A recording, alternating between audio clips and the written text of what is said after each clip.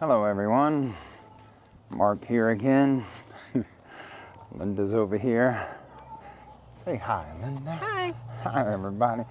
All right, okay, so today we're going to talk about travel shots. How fun. I actually just got my second dose of the Shingles vaccine. It's recommended for people that are 50 years of age and older.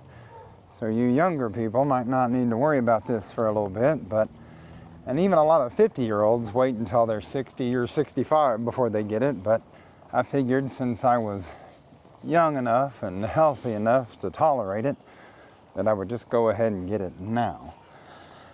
Whew, the first one was pretty mild, I'd say, compared to the second one.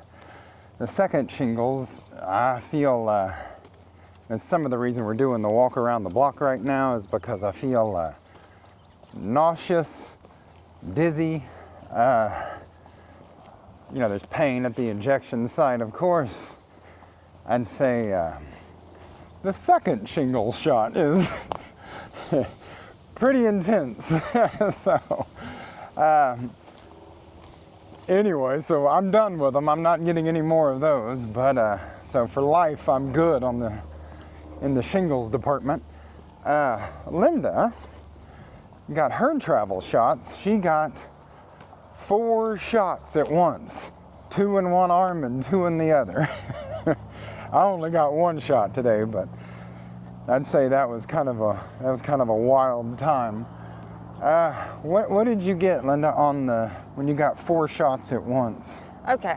I got Hep A and B on the right arm, and I got, let's see, what else did I get?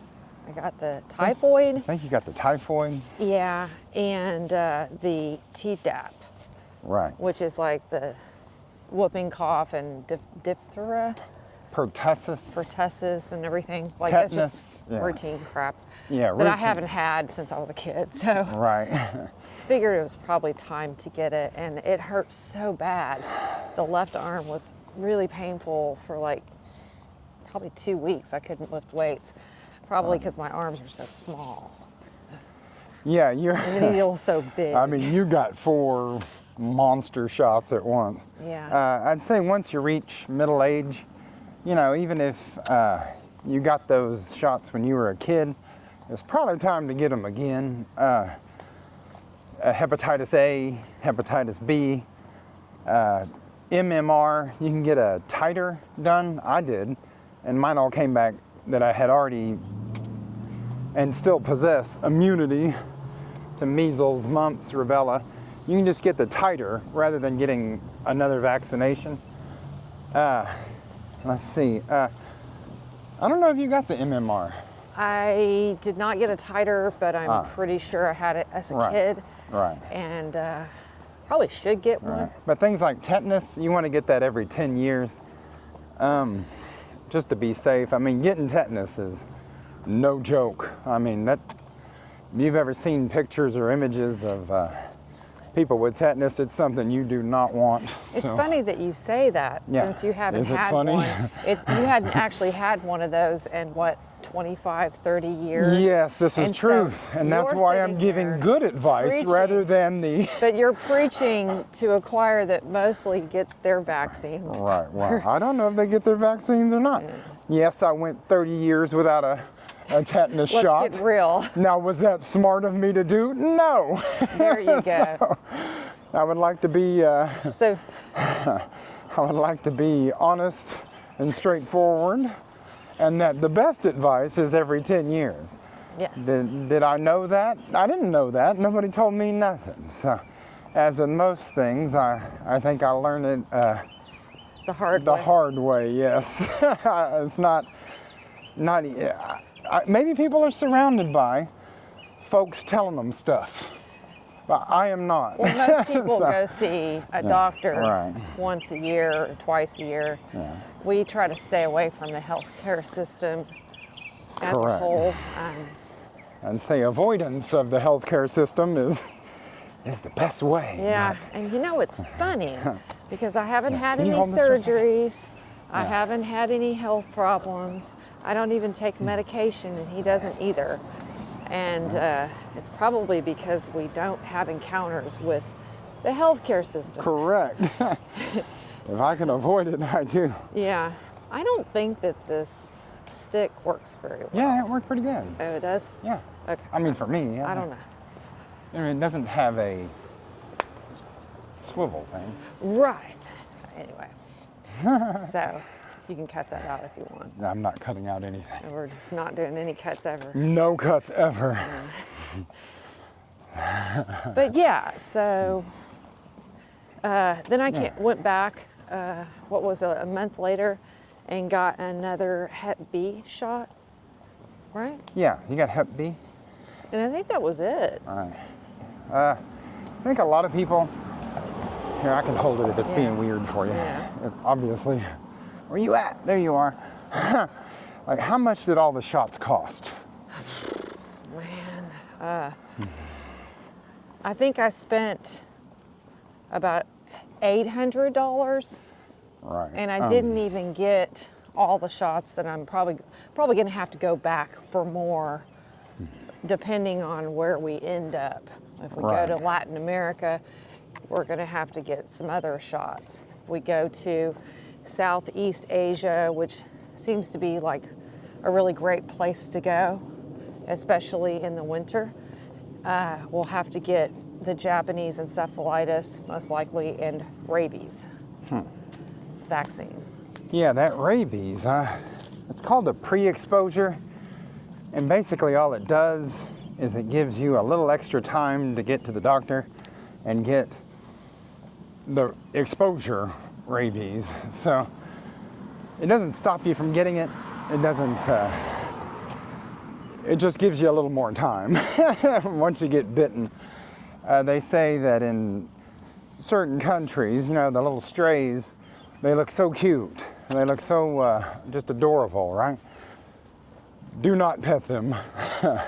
Do not go up and say, oh, what a cute little doggy, and give it a rub, because if that sucker whips around and even licks you, there could be some kind of thing there. So, getting licked by a bat is nothing you want to do either.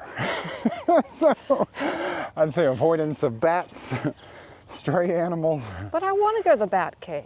No! No bats. Those are the worst things. I would say, so the rabies vaccination is not actually a vaccination. It's just a pre-exposure thing that gives you a little more time until you can get the actual treatments. Yeah. And the actual treatments are pretty painful. So it's best to just avoid rabies altogether, I would say. The things like yellow fever, we do not have that one, but we don't need it. right, Where don't we're need going. it yet. I'd say Europe, you don't need something like that, but the continent of Africa, they won't even let you into other countries if you've been there first. So without the yellow fever, Yeah. there's a couple other ones you can get. What was it, cholera, I think? Yep.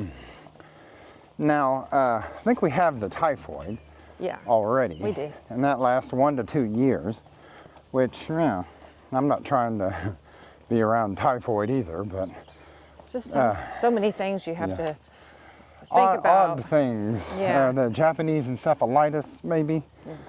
I'm not even sure what that does to you if you get it. I mean, I don't know. It's not good. It's not good. Not good. You don't want any of those things, actually. Right. I think avoidance of mosquitoes Well, you can't avoid mosquitoes. would be a good thing, but how do you do that, No, right? it's better just to be prepared. Right. It doesn't last very long. I mean, if it was a long-lasting vaccine, I'd be a little more concerned. Right. But it only lasts for, I think, 2 years. Right. So it's not like it stays in your body and keeps going. Right. We found out lately, or recently, about midges. Oh yeah. Yeah, I don't know. In Scotland. in Scotland. Can you hold this just? Yeah. It's really not as weird as you think. I don't like it at all. It's Okay. there. Yeah, there you go. But yeah, perfect. midges Yeah. are kind of like those things called no-see-ums in Texas, especially. Well, aren't they mosquitoes? No. Oh. Well, no. I mean, I guess they are. They're kind of like a. I don't know if they're mosquitoes. They or not. fly. Yeah. So Yeah. I think no-see-ums stay in the ground. They do, but no-see-ums aren't near as bad apparently as midges because they go in groups, in packs, Right. and they attack. You know? They attack. And so, you go know, across I don't want to be anywhere near midges, which Right. is, I guess, in the Highlands mostly. Of Scotland, yeah. Yeah. I think they're kind of everywhere, but they're worse there. Yeah. That's where it's like Right. the most. Especially when it's a little warmer or something. Probably around the wet areas. Yeah. I'm pretty sure they're mosquitoes, but I don't know. I don't know what they are. It just sounds really bad Right, from what I've heard. midges. Ugh. Yeah. No. They make a grown man cry. They have like a really painful bite or something, like their little teeth kind of like grind into you. Yeah. Anyway, we're supposed to be talking about travel shots. Oh, wow. Hang on. There's like a biplane up Oh, here. wow. Check Hang on. that How out. do I do this? We'll just turn it around. Yeah, here we go. Whoa. I don't know if That's neat. that's like some like Red Baron stuff. Huh. I don't know if you guys can I don't see. think I've ever seen that before. It's a yellow plane. Well, that's going to be the sun up there. But, wow. Okay. Fun. Yeah, we got like some Red Baron stuff flying over us. There's always something flying over us. I guess there's an airport. I mean, I don't know. If you look on the map, there's an airport nowhere near us, but apparently this must be some sort of flight path because they are just constantly. Anyway, I will go on a rant about noise in He suburbia. goes on a rant about everything. But yeah, so travel shots. We said we were going to focus on subjects. and Yes. I do have trouble focusing on subjects. I got the ADHD, had it since I was a kid. And he doesn't take medication. I am which I'm very proud of unmedicated him. for this, but it has allowed me to Remember the travel shots. put my brain into 1,000 different places all at once. So I know a little bit about a lot, but can be a master of none, right? Isn't that the curse? So anyway, the travel shots, yes. I think the idea of not getting any shots and just going somewhere, well, that's like maybe an idea I would have had when I was younger. But now that I'm older, that sounds horrible. Because some guy I had spoken to gave me some advice. He had said, getting the vaccine is a mild bit of discomfort. Getting the disease is maximum discomfort. And Or death. Or death. Or worse. Frozen in your own body or something, you know. I don't know. I could think of horrible things. But yeah, so a tiny bit of discomfort for a lifetime of maybe not having to deal with any of it at all. So I'm generally not out here trying to get a bunch of vaccines or nothing, but if I could avoid something with just a little shot in my arm and a day of nausea, then I'm all about doing it. So, but like I was telling Linda earlier, like the shingles shot was right for me, but it might not be right for you. It might not be right for her. Everybody got to make decisions for themselves with some of these things. I feel like it should be at the person level, like governments and others really shouldn't be dictating these things because really it's me with a needle going in my arm. So, I should be the one to make the decision on some of that. So if I choose to go get a shingles shot and I go get it, then, that's my choice. So I'm all about freedom in that way. So, not right for everyone, and I don't say it's right for everyone.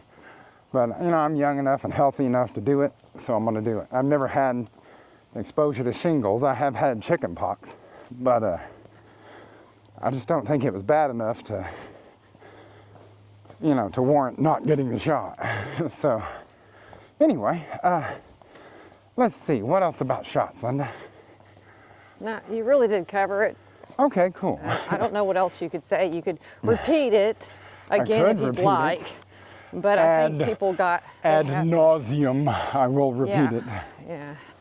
But yeah, so I would say if you're younger, yeah, maybe these shots aren't so important. I think they are. Older people, I'd say it's much more important. They're very much important no matter what age you are, because you definitely do not want to get some kind of foodborne illness. Now, foodborne illness is a whole thing. Bloodborne, yeah. if you go into a hospital and they have something dirty, you know, that they use on you like a dirty needle, Oh God, I hope not. then Hep B.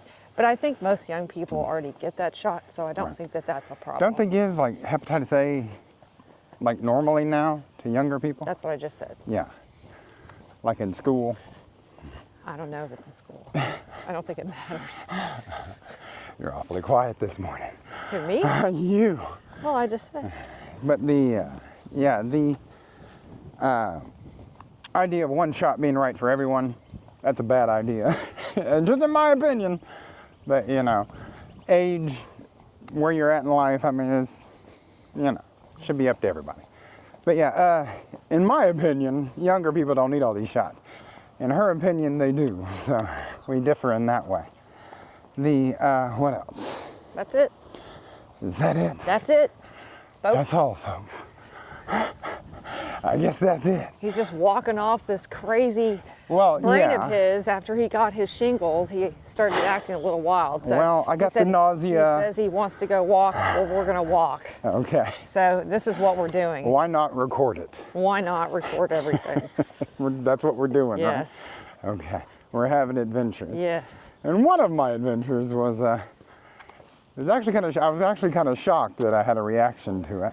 Because the first one I really didn't, not right away anyway. I had some arm soreness, but anyway. But I'd say a shingle shot is not a standard travel shot. That's just a getting old shot. That's a standard getting old shot. It's for old folks, but anyway. All right, rather than See, ramble I'm not on. old yet. That's why I'm not getting old. Oh, Linda's so much younger than me. Even though I'm a year older than you. Year and a half. But anyway, all right, I'm going to sign off of this thing. Bye, guys. Bye. Thank you.